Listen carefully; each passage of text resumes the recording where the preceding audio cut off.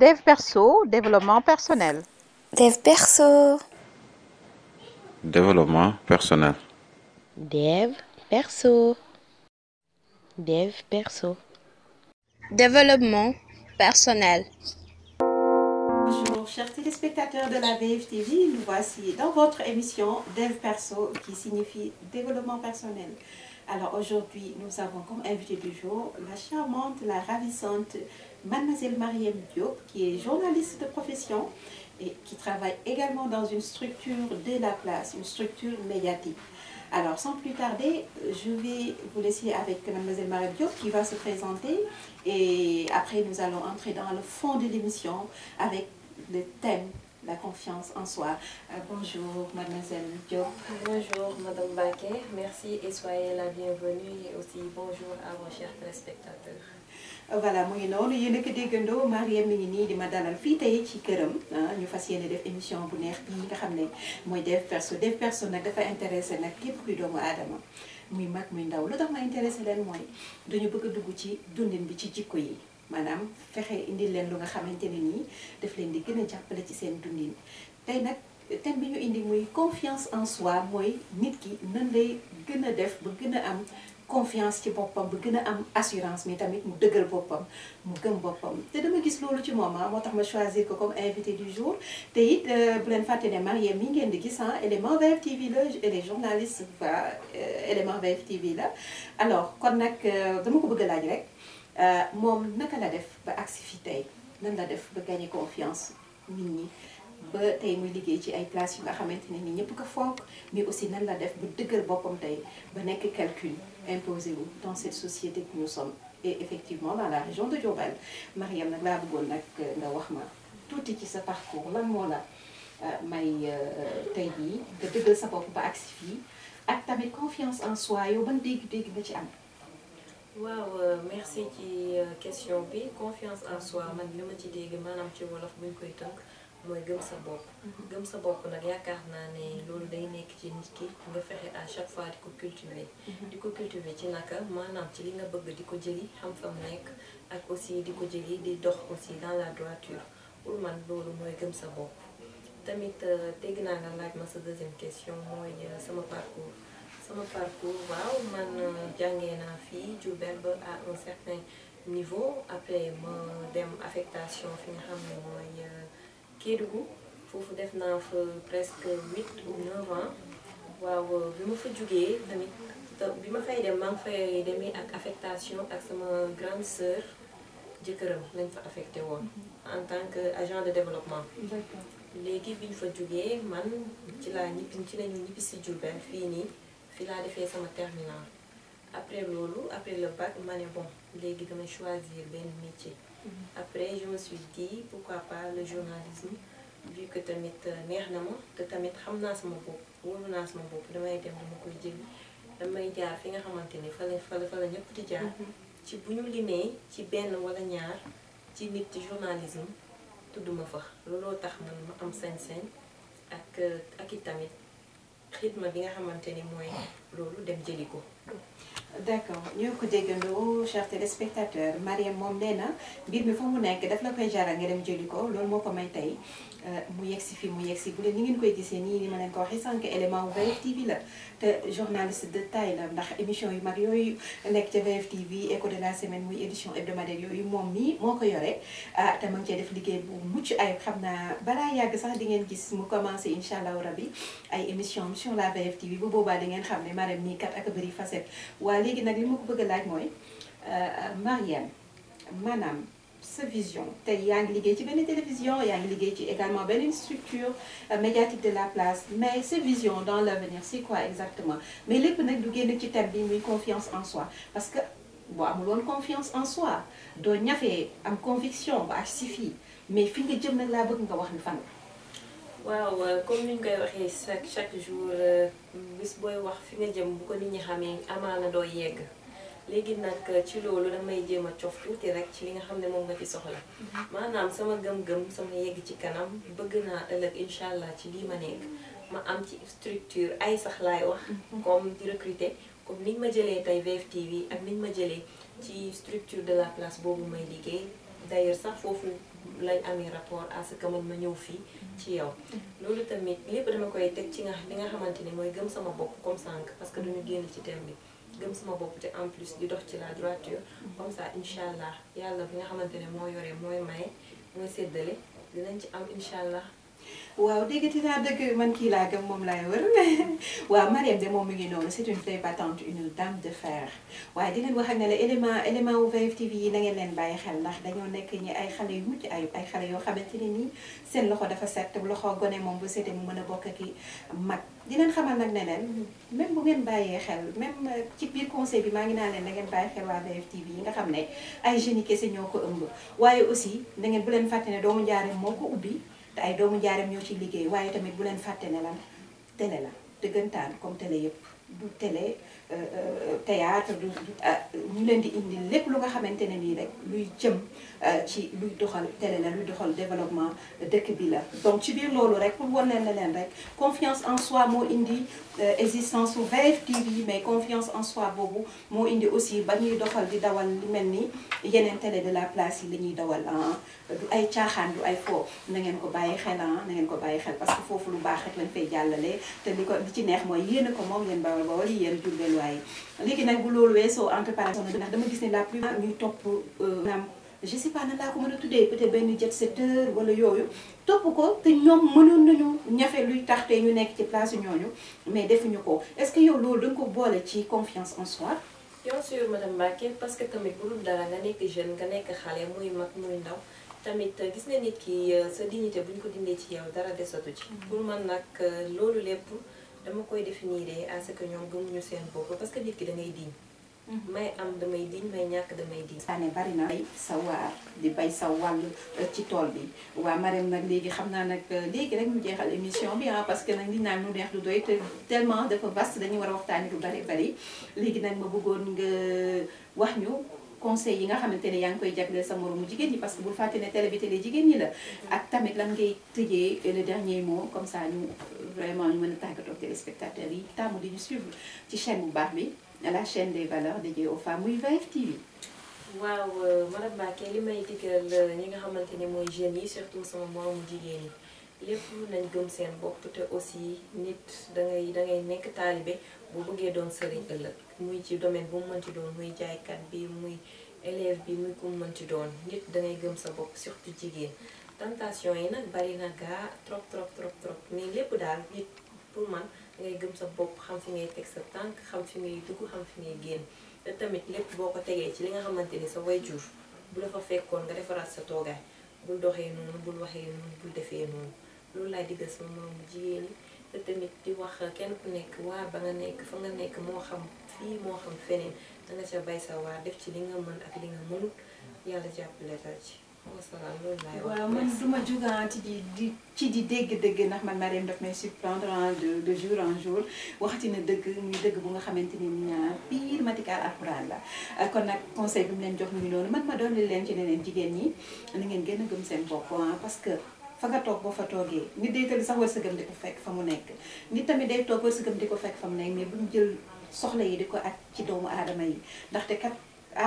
doomu aadama yi dañoo mën a jooj de man daal maa ngi leen di conseiller dee leen ci nekk seet leen métier benn métier bonul ngeen na ca di kër kër yi bu yàggee incha allah rabi yàlla suñu borom dina leen ci gestu waaye li jiituloo rek mooy na ngeen gëm seen bopp na ngeen am vision na ngeen xam fi ngeen di teg seen tànk man nag sama mbokk jigéen ñi surtout nag laay waxal man yéen laa gëma yéen laa am mais aussi dama bëgg ngeen gën a doole ndax fas lu mu daw das kay laagali kon nag chers téléspectateurs loolu lañ leen indiloon tey ci seen émission des personnes muy développement personnel di leen fàttali nag ne leen bëri na ay saison dina ñëw ci coaching management des entreprises dina ñëw ci la ak coaching nga xam ne bëgg a jot waa VF TV wala nga am lenn loo xamante ne soxla nga ko pour VF TV ñëw teewal la ci wala mu ñëw jëmmal la rek ñu ngi à votre disposition. Allez, à très bientôt sur un autre numéro de VF Perso, votre bien-aimée Madame Mbacké pour vous servir. VF TV, la chaîne des valeurs dédiée aux femmes, vision femme future la noire. Ciao. Dev Perso, développement personnel. Dev Perso.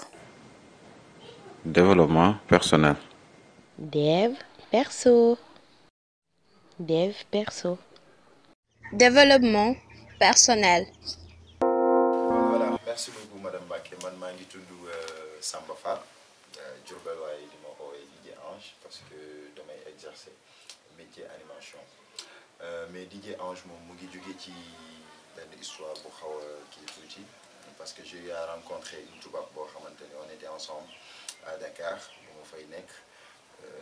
moom tout le temps selon ni ma doon dundee ak moom daf ma doon gis comme un ange da doon am habitude naan ma man xamante ne ak ay Sénégalais yu bëree bëri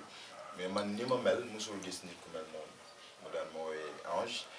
ma dem ba ñi ko gënoon a jege ak ñi ma jege ñëpp di ma wax Ange bi ma ñëwee ci milieu bi di liggéey nit ñi naan ma Boubs je voulais pas que nit ñi di ma woowee DJ Boubs 2 et tout ça ma ne pourquoi pas puisque Ange boobu xawoon ma familier ba pare ma tudd DJ Ange loolu moo andi Ange. voilà mi ngi noonu tur wuy na borom parce que nee na DJ Ange dañ ko tàmm di woowee moom ku ko xam ak ni ma ko waxee sànq day yëngu ci social di yëngu ci lépp lu nga xamante ne nii la wàllum xale yi rek ci ay joxe ay dons ci wàllu lépp lu nga xamante ni vraiment c'est pour le sourire d'un enfant ou bien le sourire vraiment d'un nécessitaire. alors dañuy dugg nag ci fond émission bi tey ñu leen indiloon benn thème bu tudd développement personnel xam naa ne nag yaatu na yaatu boo xam ne dañuy démarrer rek le numéro 1 suñ ci paree dinañu yeggale ba fu mu yem mooy loolu. bu ñu paree ñu duggaat ci yeneen saison comme coaching wala leadership wala création et management des entreprises voilà léegi nag ci suñu thème tey bi muy confiance en soi maanaam olof di ko tuddee maanaam gëm sa bopp li tax ñu naan gëm sa bopp c'est le noyau de l'être humain c'est-à-dire que loolu mooy li nga xamante ne nit mënu ko ñàkk pour dem ci société bi ndaxte nit bu gëmul boppam mënul dem bu fekkente ne chaque jour mi ngi déglu mi ngi bàyyi xel nit ñi lu ñuy wax wala mi ngi bàyyi xel nan la ko nit ñi di xoolee wala nan la ko nit ñi di apprécier wala muy toujours di jël lu négatif di ko dugal ci dundam kooku damay wax ne du mën a avancer du mën a am ay vision yu sori lu tax parce que ñooñu dañ koy tardeel te luy tardeel nit da ko war a bàyyi ginnaaw jéem a avancer ci kanamam teg ay perspectives tegu yoonam tracer benn chemin daal di ciy dem ci loolu nag sama choix lambatuwuma ko parce que DG bu VFtv moom xam naa ne am na jaar-jaar mais tamit xam naa ne it ku gëm boppam la parce que li ko ko may mooy autant pour moi daf ko ñafe ba agsi fii mais tamit xam naa ne foi la ci jiital muy lan jiital ci yàlla suñu borom mais tamit xam naa ne tamit confiance bu mag lay demee loolu moo ko indi tey ba mu yóotu fu sore ba agsi fii tey kon nag dama koy jox micro bi ñu waxtaan tuuti ci parcours am ak jaar-jaaram ak confiance en soi bi may wax nan la ko instauré ci boppam ba mën ko accompagner ba mu yegsi fii te sax nag dama naan day doog a door waaye li jot a weesu loolu dimbale na ko mais tamit fa mu jëm nan la nar a doxalee ak dundinam ak moom boppam nan la nar a jàppee àddinaam ak nan la nar a jàppee nit ñi ak moom nan la nar a instauré ci boppam ba mën a dem fi nga xamante ni nii fu sori la fa la bëgg yegg kon nag maa ngi koy joxaat kàddu gi mu waxtaan tuuti ci jaar-jaaram ak li ko indi ba fii DG maa ngi lay jox kàddu gi. Voilà, merci beaucoup Madame Baké am mbégte encore une fois bu baax a baax ci sa ay questions ci ni ngeen ñu koy laajee mu mën ñu au moins permettre ci li nga xamante ni mooy la chaîne leader ñu exprimer ci un peu ñun ana ñun ñooy ñan ak aussi li nga wax maanaam tey li ñu may li ñu doon muy gëm-gëm gi nga wax voilà Ange nag wala Samba Fall moom am na jaar-jaar bu méttee métti voilà parce que liñ naan rampe man dama ko dund voilà man daa li gaañi naan mbappat maa ngi mbappat ba léegi waaye dama yàgg ci géew bi voilà en étant très jeune voilà ñu nekk ci milieu bi di góorgóorlu te tëbuñu tëb nekk ci parce que bi ñu koy débuté ñu ngi doon nekk ci école yi nekk ci ay opening day nekk ci ay ouverture foyer nekk ci yu ni mel yéen ñi ay fuural voilà ay sabar et autres bu ñu ñëwee di exprimer li nga xamante ni loolu moo nekk ci ñun bokk na ci li nga xamante ni jaar nañu ci suñu début nag metti trop parce que li tax mu metti voilà à un moment donné ñu ngi nekkoon à Dakar xam nga rek ndaw bu tollee ci wut day metti ñu nekk à Dakar c'était très difficile le début ñu nekk di góorgóorlu ba am ci lu ñu jàpp biir Ndakaaru nekk fa nekk ci suñu liggéey di suturalu takk jabar en 2013 voilà juste pour yokk sunu ay jom ak sunu ay responsabilité nekkoon ci loolu noonu di ci góorgóorlu pour sagal sunu njaboot mën li nga xamante ni mooy les besoins yi nga xamante ni moo lay war ci sa njaboot ak ci sa famille nga mën a daal di mën di satisfaire yu ni mel taxoon ñu nekkoon à Dakar di liggéey waaye liggéey bi ñu doon liggéey teewutoon li nga xamante ni dafa nekkoon passion ci ñun ñu ngi ko doon exercer ci suuf di ci góorgóorlu ndànk-ndànk di ci dem mais dañu dem ba à un moment donné ñu tàmbali di ci yëg suñu bopp di yëg ni lii nii nga xamante ni passion la ci ñun dafa mel ni day dem ba day mel ne yàlla ak yaali ak ñun li ñu nekk de ce fait contradiction dafay am bi ñu demee nag ba gis ni lii nii ñu nekk dafa mel ne lu am contradiction dañu ni pourquoi pas ñu daal di xool li nga xamante ni gis nañu lii bu ñu ci tegee mën nañoo yóbbu fu sore ñu tege ci ndax gagne ou perte la te ñun lu ñu yàgg am ci sunu bopp mooy réussir man philosophie bu ma yàgg yor ñi nga xamante ni xam nañ ma nenoon naa ak ñoom fii ci fi ma dëkk foofee ci cité ouvrière ñu ci bëri ci ñoom xam nañ loolu noonu ci man esprit gagneur laa mës a yor lu ma nekk ak lu mu mënti doon dama naan dama ciy réussir bu may ñëw nag di dugg ci li nga xamante ni mooy média exercer wu ci nekk ci à 100% dama ni damay bàyyi li ma doon def lépp parce que fu ma doon liggéeyee dama doon liggéey de 8h à 22h dama ko doon liggéey ba pare dañ ma doon imposer ay heures supplémentaires yoo xam ne dama ko doon def parce que j'avais la possibilité nekk bilingue di làkk français di làkk anglais loolu daf ma joxoon possibilité bërëb bu ma doon liggéeyee dañ ma doon soxla 24h/24 léegi nag vu que foofu noonu da doon occuper sama temps yëpp ba pare man dama am benn passion mooy média moom laa yàgg bëgg ci sama xol depuis temps booy sama xarit yu ma doon àndal dañ doon gis suñu daan ànd bu ñu demee man maa doon nekk porte-parole groupe bi dañ doon wax man maa gën a mën a wax léegi de ce fait man la ñuy jox ma wax de même que classe bu ñu daan wax responsable dañ daan may nekk responsable bi bu ñu daan def grève ak yooyu ne dama daan bokk ci ñuy jiiteek yooyu noonu parce que j'avais peut-être la possibilité de manier la langue amoon naa tamit audace di exprimer wu fu ma toll possibilité boobu yàlla suñu borom defaloon nanu ma ko léegi nag vu que ni loolu nekkoon na ci man fi ma doon liggéeyee am ko fa nekk c'est un évangéliste Joseph la tudd Joseph de Secpli mun ma yow dama gis que ni da nga bëgg affaire de média et tout ça ñun dañu am benn programme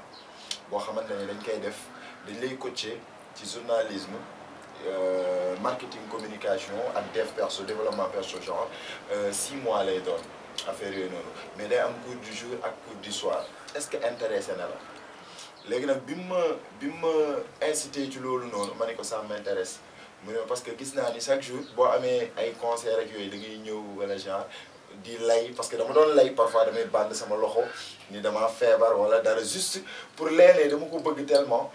demoon naa ba tàmbali ci am ay possibilités dama naan il faut ma lay dara pour mën a def leen bi ma proposé loolu ci laa dem doon def seen formation yooyu noonu ni ma koy defee ki ñu doon formé moom dafa gisoon ci man li may def li ne ci man li ngay wax ci développement perso muy tey li nga xamante ni mooy ndayu émission bi nii loolu moom moo ma ci forgé Georges la tuddoon mu doon ma wax yow dama gis ci yow maanaam li ñu naan prise de parole yow non seulement da nga ko am ba pare da nga posé booy wax ci coo wax ak da ngay wax ak audace boo xamante ni yow mën nga nekk ku ne tey ci micro di ma poussé ci laa jël nag affaire bi nag ma ne nag man jot na vu que kii nii moom beneen nit la te mu ngi gis que ni man lii mën naa ci réussir te man mu ngi ci man pourquoi pas ma wane ci sama bopp loolu tey moo ma may ma ñëw taxaw position bi ma taxaw ba ñu naan DJ Ange. Voilà mi ngi noonu DG ñu koy woowee DJ Ange ñu koy woo aussi Samba moo doon wax léegi nii ci micro VFtv ñu ñëwoon seet si ko tey parce que moom mooy DG wu télévision bu bees boobu nga xamante ne mooy VFtv la chaîne des valeurs dédiée aux femmes te ñu tàmm di ci wax naan les femmes à l'honneur te noonu nag la fay demee ñu ne fan ci région de Diourbel effectivement noonu la demee léegi nag ñu ne région de Diourbel moo ñu ñor kon li ñuy def mooy toujours ñuy jàppale askan bi di gunge population bi ci lépp lu nga xamante ne nii rek lu leen di jëmale ca kanam la muy lan ci esprit bi muy lan ci doxalin bi muy lan ci idée bi muy lan ci gis-gis bi muy lan ci nekkin bi muy lan ci dundin bi kon nag développement personnel bu ñu ko waxee mooy lépp luy développer personnalité nit ki mooy dimbale nit ki mu nekkoon point A mu yóbbu ko ba point Z muy lan jëlee la ci yenn jikko yi nga xam ne daf lay sonal dara yóbbeewu la ko lu dul doomu aadama yi ak seen yenn gis-gis yi ak seen yenn esprit yi nga di leen bàyyi xel wala nga di leen topp ci seen bëgg-bëgg ba tax yow nga sànku waroon a yegg fu sori nit ñi tënk la te ñoom du teree fañ war a jëm ñu ngi fay jëm bu ko nangu yow mi nga xamante ne ni yaay sama mbokk janaw man di ko seetaan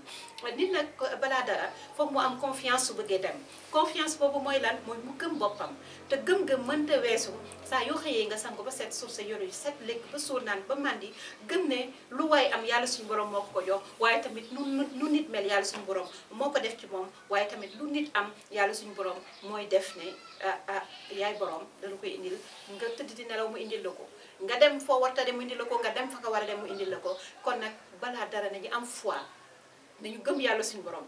gëm nag yàlla suñu borom nit ñi def nañ ko mais dañ ko wóoluwul donc su ngeen déggee maanaam foi mooy na ngeen gëm yàlla suñu borom laa buur bi mais na ngeen aussi ngeen bàyyi ko xel ragal ko d'accord mais aussi na ngeen ko wóolu ndax gis nga destin li ñuy wax destin dañ ko tracé ba pare mi ngi mel ni télé bi ngay seetaan télécommande moo koy manipuler télé ba mënulul boppam dara télécommande bi moo koy taal moo koy pause moo koy volume moo koy zappé kon kooku mooy yàlla suñu borom doomu aadama bi moom du def lenn lu dul xam na ne dañ koy manipuler ci kaw foo xamante ne nii dafa jéggi li nit mën a comprendre ak li nit mënta comprendre kon li war mooy nga rafet ci ni nga ciy rafetee lenn dong la mooy nga xam li la war ci société bi nga di ko doxalee xam li la war ci sa digganteeg doomu aadama yi nga di ci dox moom la ñuy wax éthique ak déontologie mais éthique ak déontologie boo ko amee nga am foi nga gëm sa bopp kooku kenn mënu ko téye ndax lan day am gëm-gëm day tegu ci yoon day tegu ci raay te day am vision looloo waral nag développement personnel man ma ne man doomu njaareem yi laa koy baaxee xëy na nag yeneen régions yi amuñu ñu leen ko baaxee mais yàlla suñu borom dogal na de ba man mi nga xamante ne nii xëy na am naa fitu ñoo di ci waxtaan ak population bi du ci sama lenn lu ma leen rawee du ci lenn lu ma leen sutee du ci lenn lu ma leen ëppalee dadi rek xëy na man maa jël passion boobu dugal ko ci sama bopp muy lan di waxtaan ak population bi di jokkoo ak ñoom ci yu bare di leen xelal ci li nga xamante ne nii as tuut jàng naa ko ci leadership ak développement personnel di leen ko indil looloo waraloon tey thème bii léegi nag bu ñu duggee ci confiance en soi boobu nag ba mu xóot ba xóot waxtaan nañu léegi DG xamal nañu ne moom gëmoon boppam moo ko indi fii xamoon nañu ne dafa amoon vision moo ko indi fii waaye tamit bu fekkonte ne nii day topp li ko nit ñi di wax mu di leen sóoraale wala li ko nit ñi di wax chaque jour mu leen di bàyyi xel calcul boobu muy def il perd du temps te pour nga gagner temps comme le temps est précieux il faut toujours foncer mais bala ngaa foncer nga xam fi nga jëm fan la bala ngaa xam fi nga jëm fan la nag foog nga def ay analyse foog nga def ay études yooyu la ñuy wax naan business plan gis nga business plan ni mu amee ci société business plan noonu la amee ci nit ndax nit ki bu fekkente ne danaan xëy deful dara këram deful dara lu dul naan ataaya genre ay copains ñëw waxtaan je suis d'accord yàlla moo dogal ne amul xëy kon kooku dafa jàpp ne foofu la war a yem ba yàlla suñu borom ñëw fekk si ko fi yàlla nag du fekk tool boo xamante ne dara newu ca mu di ca def dara de yàlla da lay fekk di ko bay mu gis ne kii de mi ngi nii sonn ci ba bëgg a dee moom mu ñëw dugal ci loxoom barkeel ko tool ba naat nga jëriñu ci nit ñi jëriñu ci say mbokk jëriñu ci àddina bi yëpp jëriñu ci ndax la ñuy bay mooy dugg fu nekk mooy dugg ci kër yi moom la nit ñi di lekk ci loolu rek pour revenir aat ci thème confiance en soi mooy lan bu ngeen gëmee yàlla ba pare ngeen wóolu ko da ngeen ci teg ne ci biir wóolu boobu bien que moom moo leen di commandé mais na leen fekk ngeen ne ja su ngeen ca nekkee moom day ñëw fekk si leen ci dimbale leen ci waaye bu ngeen toogee yàlla bay sa tool ngeen croiser les bras di xaar yàlla suñu borom pour mu ñëw bàyyil leen tool bi moom du ko bay parce que moom dafa am yeneen préoccupation ndax dafa am ñeneen ñoo xam ne ñi ngi jàpp ñi ngi julli ñi ngi def lu baax moom tempsam ak lu baax li mu yor ñooñu la koy jagleel kon yow boo bëggee bokk ci ñi nga xamante ne yàlla suñu borom da leen di cëral du ma élimaan nag du ma firikat déedéet mais d'après expérience bi ma gisee àddina li ma jot a jaar fi ma jot a jaar ak li ma dund nekk ci boo ci nekkee nga gëm yàlla waaye nag clé bi lenn la caabi ji lenn la mooy lan le bien mooy lan mbaax gëmal sa bopp gëmal yàlla mais na nga baax na ngay wax nit ñu baax na ngay tegu ci yoon bu baax na nga tamit nekk nit koo xamante ne sa xol bi dafa laab yéene woo kenn lu bon loo tabax incha allahu rabbi day mat te loo sumb incha allahu rabbi di nga ko mottali te loo sumbi incha allahu rabbi di nga ko naan léegi nag damay delluwaat tuuti rek ci DG bu VF TV DJ Ange joxaat ko kàddu gi mu wax ñu li ma développé léegi ci maanaam bañ di suuraale nit ñi bañ di bàyyi xel nit ñi mais jiital yàlla suñu borom jiital ngëm-ngëm jiital baax parce que tubaab def naan esprit positif day indi lu positif mais tamit esprit négatif day indi lu négatif te comme lu négatif baaxul mooy indi feebar mooy indi nit ki xolam bi feebar ndax xol bu feebar mënta weesu xolu kiñaan nit ki feebar mënta weesu dégg nga maam chaque jour nga war a xëy sol lu rafet sax wala nga dem salon de coiffure defar sa bopp wala dara nga xëy tayal ndax lan àddina daf la sàppi nañu àddina neex la vie est belle fii ñu nekk nii dañ fi war a dund matal suñuy jéego waaye tamit neewoon nañ da nga war a dund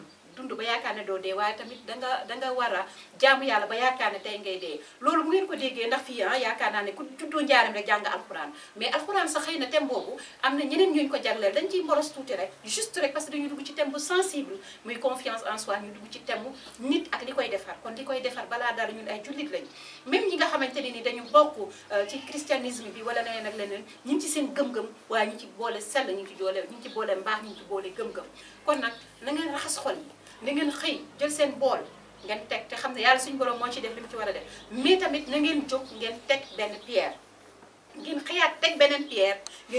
beneen pierre bu yàggee di ngeen am lu jóolooli te lu jóolooli loolu nag mooy tax ngeen di séntu fu sore man loolu laa leen doon baaxee tey di joxaat micro bi DG comme ni ma ko annoncé waatee léegi nii ñu waxtaan moom d'après li ma jot a wax nan la ko gisee ba xam ndax moom il est contre ou bien il est partant DG noo gisee li ma doon développé bi. Voilà ni ma ko gisee rek c'est très intéressant aussi boo nekkee doomu aadama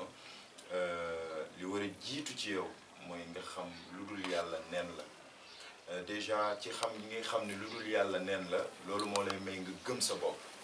ndax xam nga ni loo ñàkk yàlla la ko xañ loo amit ci yàlla moo la ko may te looy xoole peut-être nit muy ay milliards ay château wala lu mu mënti doon ba jàpp ni yow perso waroo koo am fekk na kaka jox moo ngi fi te ku ci nekk ci àdduna boo fi nekkee li nga war a jot dañ ciy jot ci kaw nga gëm ko Olof Njaay nag dafay wax yàlla bay sa tool comme tu l'as dit yàlla bay sa tool parce que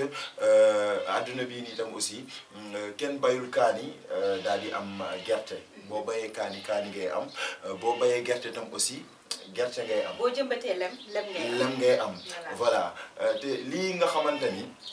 moo nekk léegi ci société bi nit ñi di ko dund nga koy gis ma koy gis mooy on a une population un peu passive su ma nee une population passive mooy une population boo xamante ni elle n'est pas active genre doxul genre te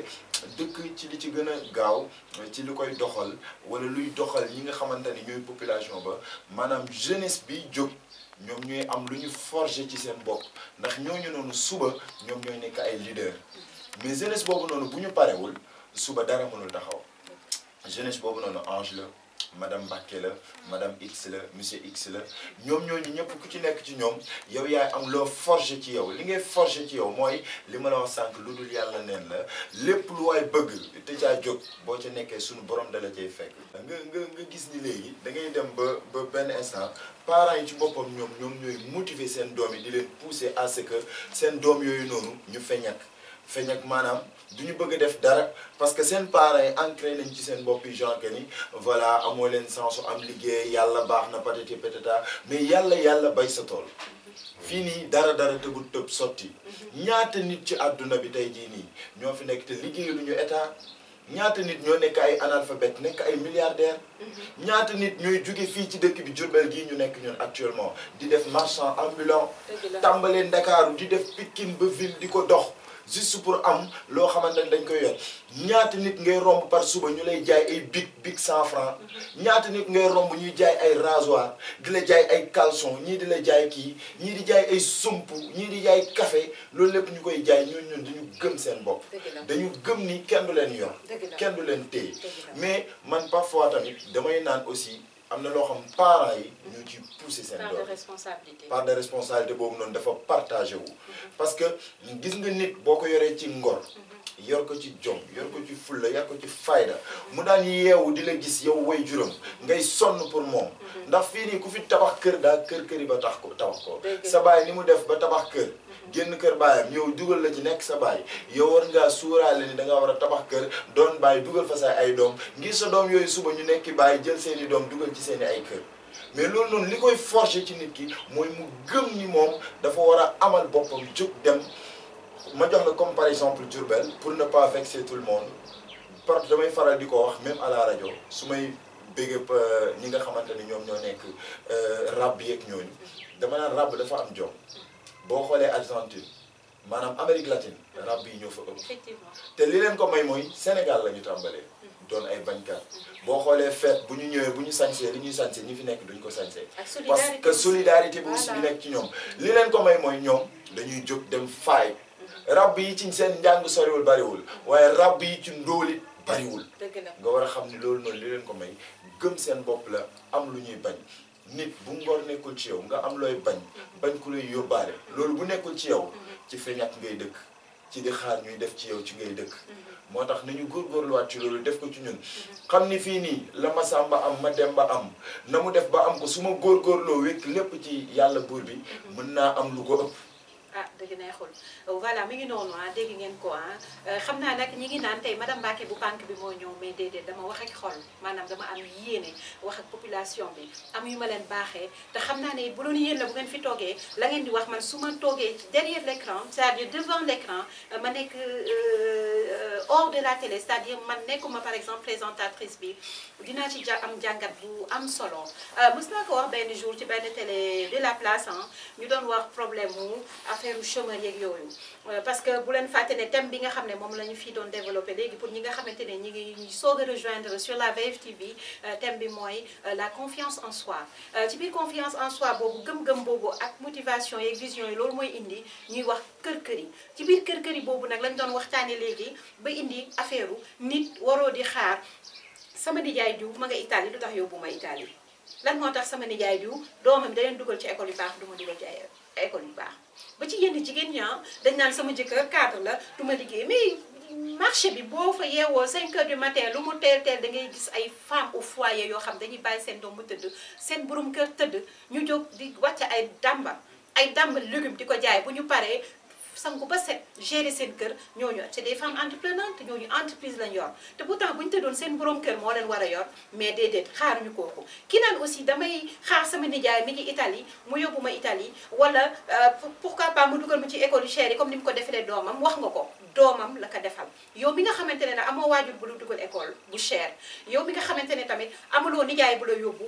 Europe Italie wala France takkal sa digg nga am jom nga gëm sa bopp te xam ne boo ci nekkul du la ci fekk te xoolala saa yoo nekkee ci benn 2 ñëw fekk si la nga nekk ci 2 3 fekk si la nga nekk ci 3 4 fekk si la kon noonu nag la fa war a demee waaye tamit bu loolu weesoo dafa am benn jàngat bu ndaw bu nga xamante ne nii dama koy faral di seetlu ci société bi te jàngat boobu muy loo xam ne man bu dee beneen région la sax damay compati sa kantumaak muy dëkk bi nga xamante ne nii daf ñu ñor ba nga xamante ne nii fii lañ nekk di fi liggéey di fi am suñu gagne-pain muy njaarim gi nga xamante ne nii fii la ñuy dëkk ñuy wax ñëpp te ñu janoog ñoom suñuy sœur lañ ñii suñuy rakk ñii suñuy mag ñii suñuy papa ñii suñuy yaay ñii suñuy nijaay ñii suñu ay sëriñ ñu sell ñii suñu ay idole kon nag di leen wax nag ne leen émission bi ñëwul lu dul pour fàttaliwaat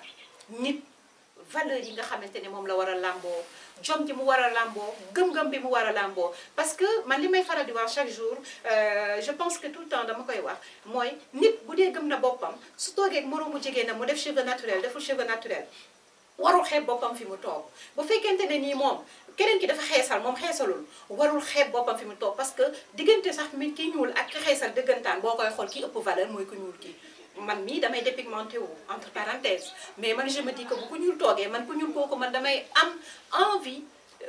nekkaat amaat peau bu noir lu tax parce que xëy na jamono ya may xam ne dépigmentation baaxul jamono yooyu fekk na xëy na xale laa woon gënoon naa nekk ndaw waaye bi ma gënee dem ne damay approfondir samay études gën a xam lan mooy àddina gën a xam lan mooy li baax ci man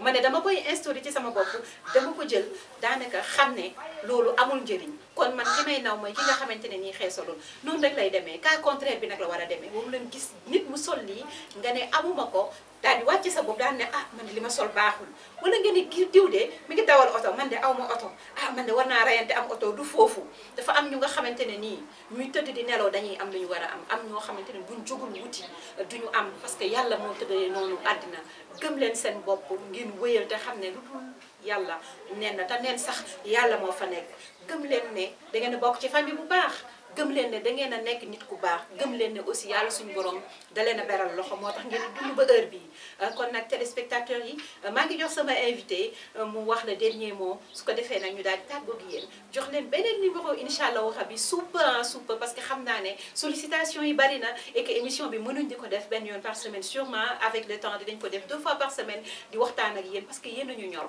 seen intérêt mooy suñu intérêt seen bëgg-bëgg ci nañuy dox suba ba ngoon jot kon nag DG tàggatoo bi. Voilà, merci beaucoup, merci encore une fois ci dalal gi ngeen ñu dalal ci seen émission Dev Perso muy émission boo xamante ni ku dul man sax waxuma la ñu invité la ci waaye boo toogee ci sa kër sax di ko seetaan day am leneen lu mu defaat ci yow te émission bi nga ma invité nii ma toog nga toog téléspectateurs yi may seetaan ñoom ñëpp ku ci nekk ci ñoom am na lu mu ci yëg ndax am na ñu xamoon démb DJ Ange am na ñu xam tayu DJ Ange te ku xamoon démb DJ Ange xam tayu DJ Ange xam ni Ange bu nekkoon 1 mu ngi 80 voilà kon léegi dañuy ñaan yàlla 20 yi ñu desee pour ñu yegg 100 mu nekk 20 wu mbégte 20 wu yokkute 20 yoo xamante ni mooy mottali suñuy 100% positivement ñu ngi ci te ñu ngi ciy góorgóorlu bu baax a baax a baax a baax ndax àdduna bi gëm sa bopp rek a fi ne tey li ñu am tey ba am tur Jurbel ba nit ñi bëgguñu suñu rombee ci mbedd mi nit ñi naan kii diw kee mooy diw ñii bëgg laa xam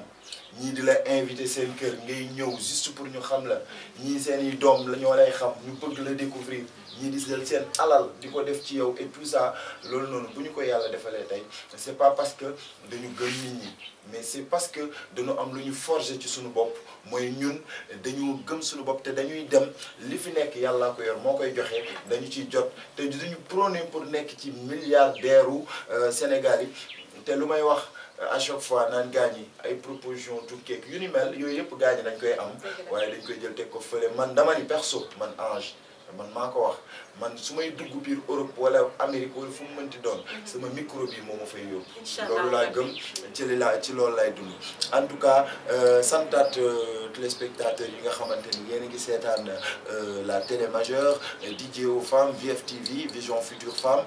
di télé boo xamante ni voilà seen mbégte ñun mooy suñu mbégte ñu leen di wax ngeen koy xaar saa su ne ñu koy àndee seen télé ngoog merci beaucoup bye bye. voilà mi ngi noonu man milliard boobu dama ci bëgg maa ngi koy xeeñ tuuti dinaa ko dem jëli fa mu nekk parce que man challenge ci laay dox suba ba ngoon jot ma leen di wax yéen soxna yi yéen femmes yi nga xam ne yéen lañ ubbi télé bi challenge bi dee leen ci nekk bu leen naw daray beneen jigéen bu leen xaar daray góor nekk leen ci suba ba ngoon jot ngeen ñafe te xam ne seen live yéen a ko war a téye en main pour ngeen mën a décider nag yéen a war a xam fan ngeen di teg seen tànk kan ngeen di waxal nan ngeen war a doxalee kon nag foofu la ñuy yem ak yéen ci seen émission Dev daje ci yeneen Dev Perso incha allahu rabbi di jégalu li ci bon ñun la waaye li ci baax yàlla suñu borom la te yàlla na ko wasaale fépp ci biir njaareem ciao. Dev Perso, développement personnel. Dev Perso. Développement personnel. Dev Perso. Dev Perso. Développement personnel.